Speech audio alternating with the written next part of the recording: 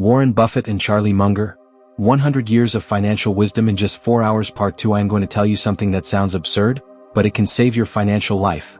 The more you try to predict the future, the closer you get to failure. I know. The whole world taught you the opposite. Spreadsheets, models, charts, specialists, sophisticated economic forecasts.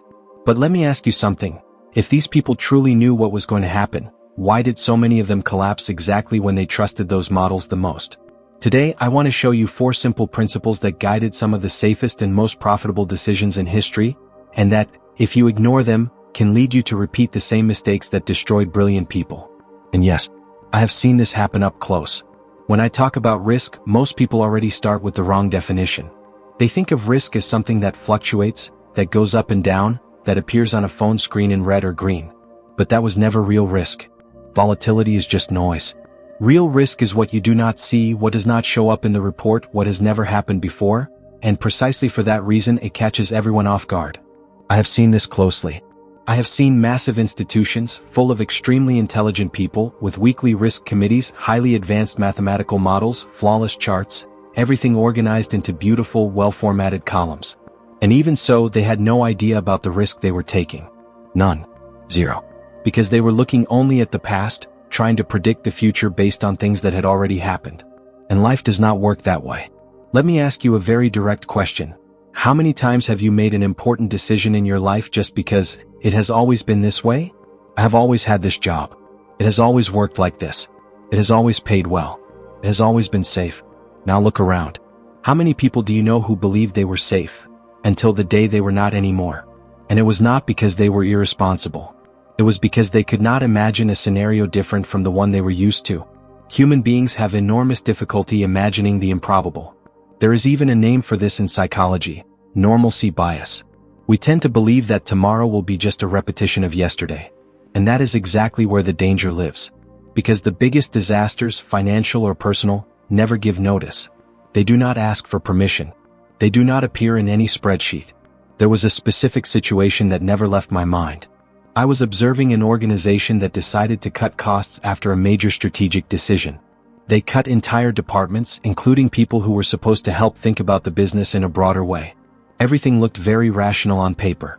But deep down, it had absolutely nothing to do with improving the business. It was just a desperate attempt to justify a decision that had already been made. And when you start making decisions to justify past decisions, you have already lost control of risk. I have always deeply distrusted this obsession with economic forecasts. Gross domestic product growth, this rate, that projection. Tell me, what exactly changes in your practical life because someone thinks growth will be 4.6 instead of 4.3? You still need to work. You still need to pay your bills. You still need to make sensible choices. Obsession with forecasts creates a false sense of control. And false comfort is dangerous. The most lethal risk is the one that has never been experienced before.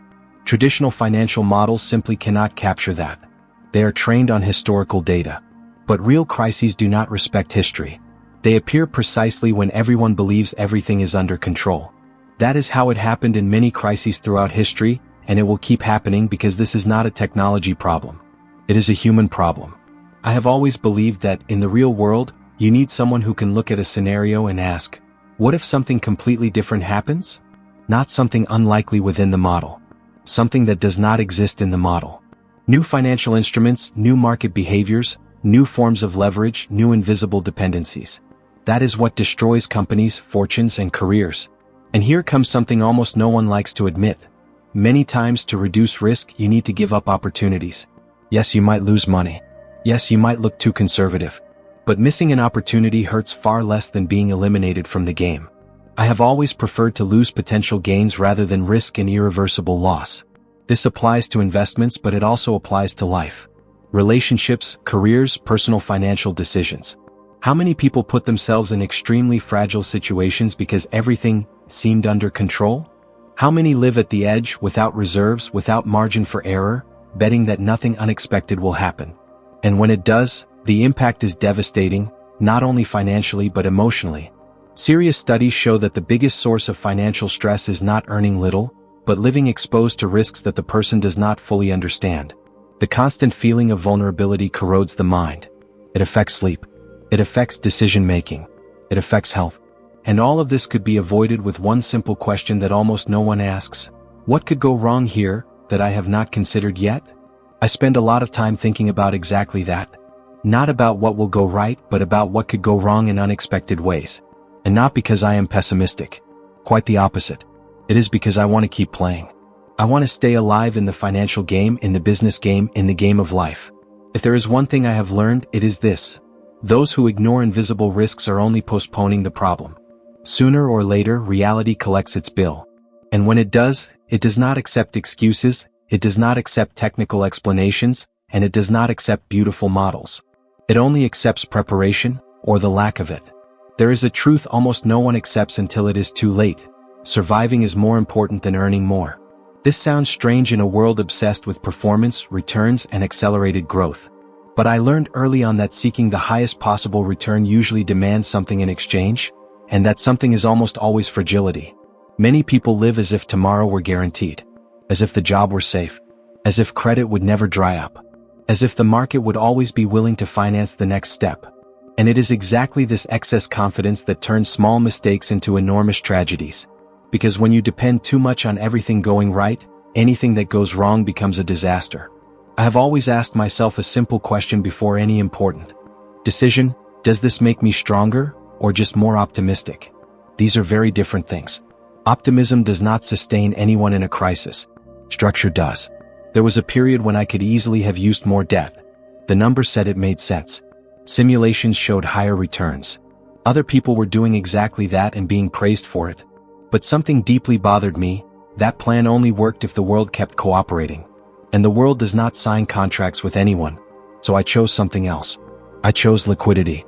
I chose margin of safety. I chose to accept earning less most of the time to ensure I would remain whole when something unexpected happened.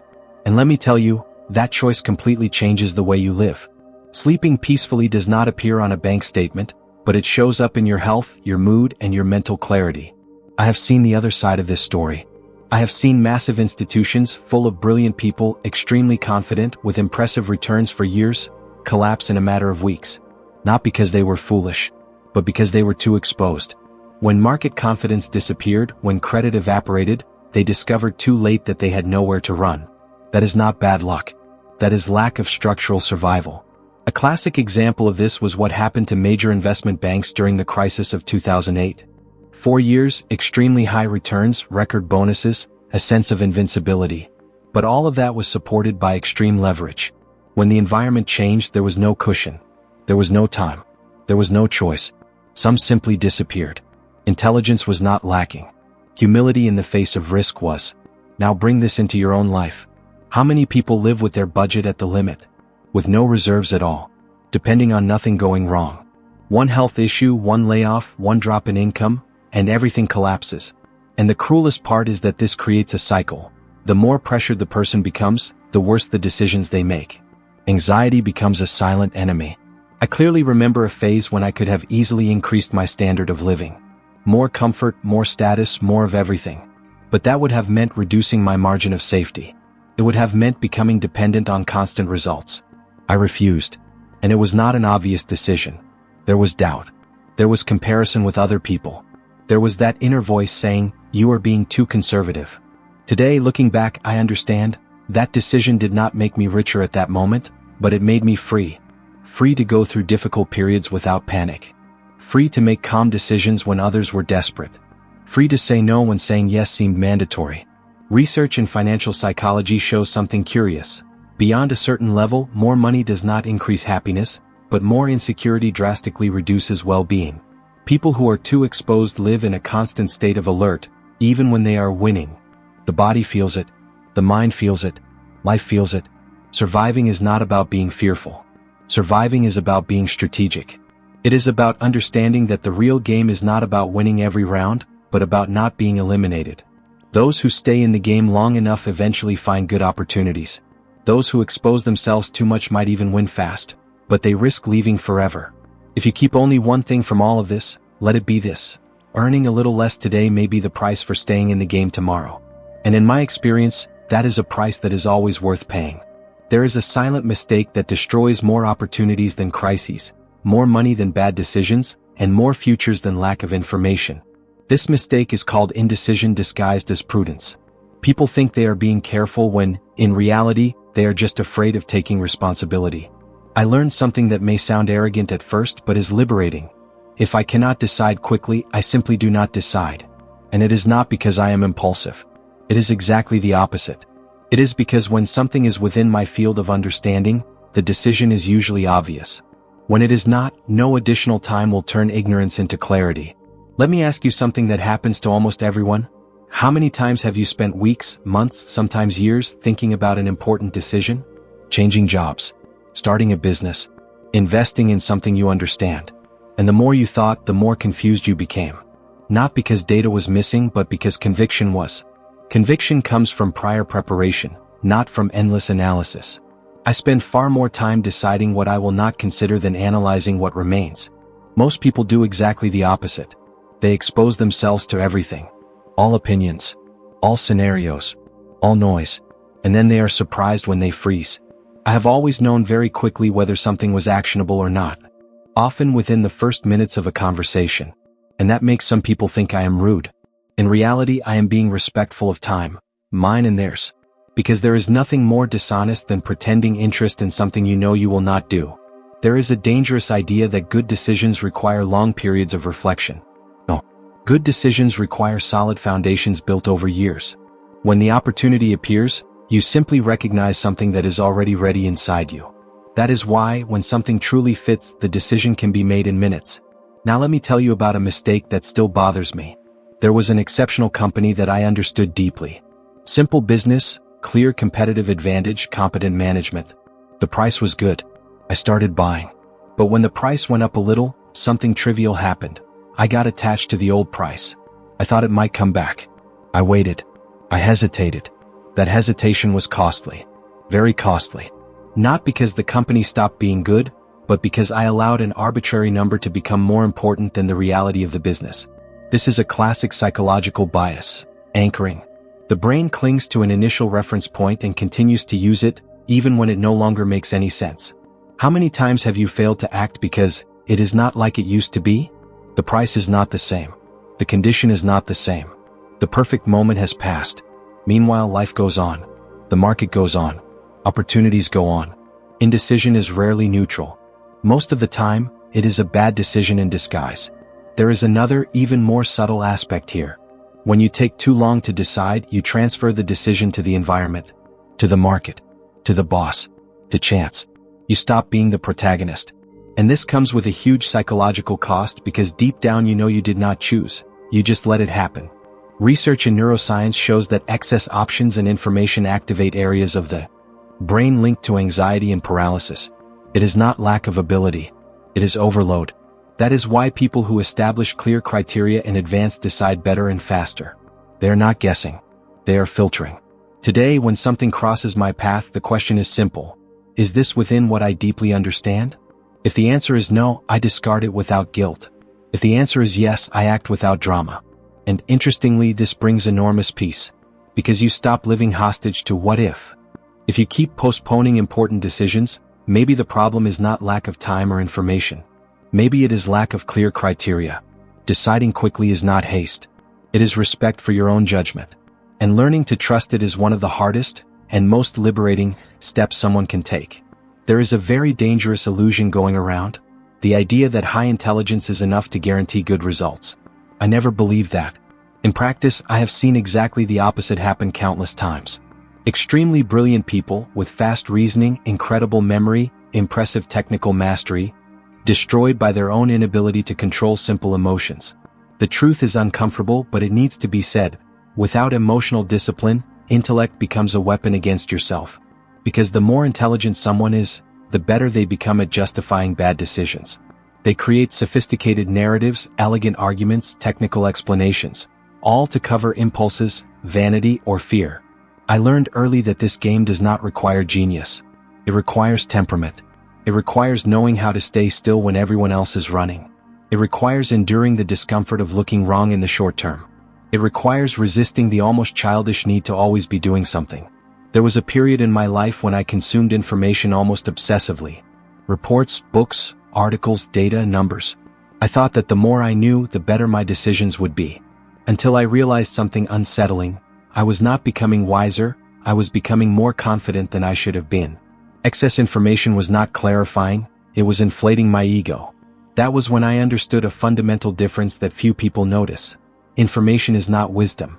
Wisdom is knowing what to ignore. It is knowing when not to act. It is recognizing that silence is often a better decision than movement. I have seen people panic during market drops and sell everything at the worst possible moment. I have seen others become euphoric during rallies and buy exactly at the top. None of them lacked technical knowledge. What they lacked was emotional control.